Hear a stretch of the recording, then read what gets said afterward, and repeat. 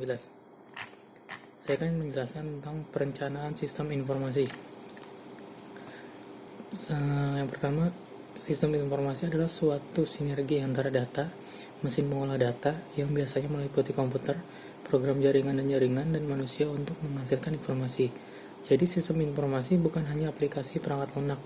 Sistem informasi ada pada hampir setiap perusahaan atau instansi untuk mendukung kegiatan bisnis mereka sehari-hari. Biasanya porsi pengerjaan pengembangan sistem informasi diserahkan kepada orang-orang yang bekerja di bidang teknologi informasi.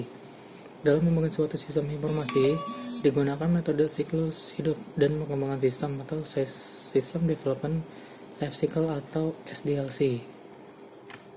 SDLC terdiri dari sejumlah tahapan yang dilaksanakan secara berurutan. Secara umum, tahapan dari SDLC adalah perencanaan, analisis, rancangan, dan penerapan dan penggunaan. Kita masuk dalam dasar perencanaan sistem informasi berbasis komputer.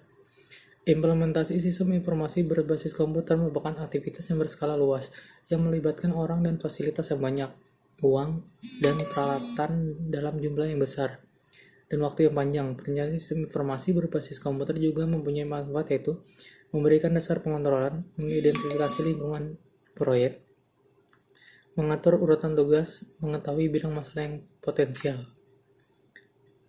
System Life Cycle. Sistem life cycle adalah proses evolusi yang diikuti oleh pelaksanaan sistem informasi dasar-dasar atau subsistem. Telah ada pendekatan implementasi tradisional sepanjang era komputer, dan ada perjanjian umum antara ahli-ahli komputer sehubungan dengan tugas-tugas yang dilaksanakan. Beberapa SLC terdapat dalam perusahaan yang menggunakan komputer, mungkin ada 100 atau lebih. Pada kenyataannya, LC adalah sarana yang digunakan dalam manajemen untuk melaksanakan rencana strategis. Konsep life cycle menjadikan suatu yang tumbuh menjadi dewasa setiap waktu dan akhirnya mati. Pola ini digunakan untuk sistem dasar komputer seperti subsistem pemrosesan atau data atau SSD. Sistem life cycle terdiri dari 5 fase, yaitu fase perencanaan, menunjukkan setiap langkah yang harus dilakukan dalam mengidentifikasi tanggung jawab manajer dan spesialis informasi. Dalam hal ini adalah analisis sistem. Fase ini dimulai dengan mengidentifikasi masalah dan dilanjutkan dengan sistem penunjukan objek dan paksaan. Di sini sistem analis memimpin studi yang mungkin terjadi dan mengemukakan pelaksanaan pada manajer. Fase analis.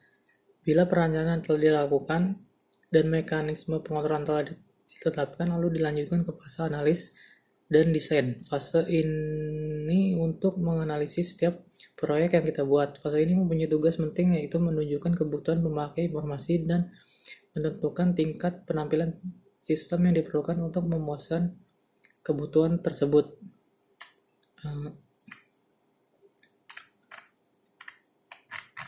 Lalu ada fase implementasi.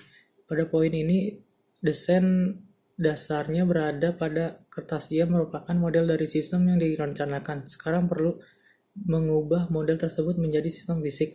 Implementasi adalah akuisisi dan integrasi dari sumber fisik yang menghasilkan sistem yang bekerja. Fase ini melibatkan beberapa spesialis informasi tambahan yang mengubah desain dari bentuk keras menjadi satu dalam hardware, software, dan data. Lalu ada fase operasi. Segera sesudah operasi, penggantiannya yaitu jika sistem sudah terpasang, maka dilakukan post-implementation review atau tinjauan post-implementasi untuk mengevaluasi sejauh mana sistem tersebut memenuhi kriteria penampilan. Secara ideal, tinjauan ini baiknya dilakukan oleh pihak ketiga, misalnya itu KDP atau konsultan. Selama fase penggunaan, audit memimpin pelaksanaan untuk menjamin bahwa sistem benar-benar dikerjakan, dan pemeliharaan pun dilakukan sehingga sistem dapat menyediakan kebutuhan yang diinginkan. Pada fase 1-3 adalah siklus hidup pengembangan sistem. Tahap 4 adalah tahap penggunaan atau implementasi yang berlangsung hingga tiba waktunya untuk merancang sistem itu kembali jika diperlukan. Proses merancang kembali atau mengakibatkan berulang siklus hidup sistem secara keseluruhan.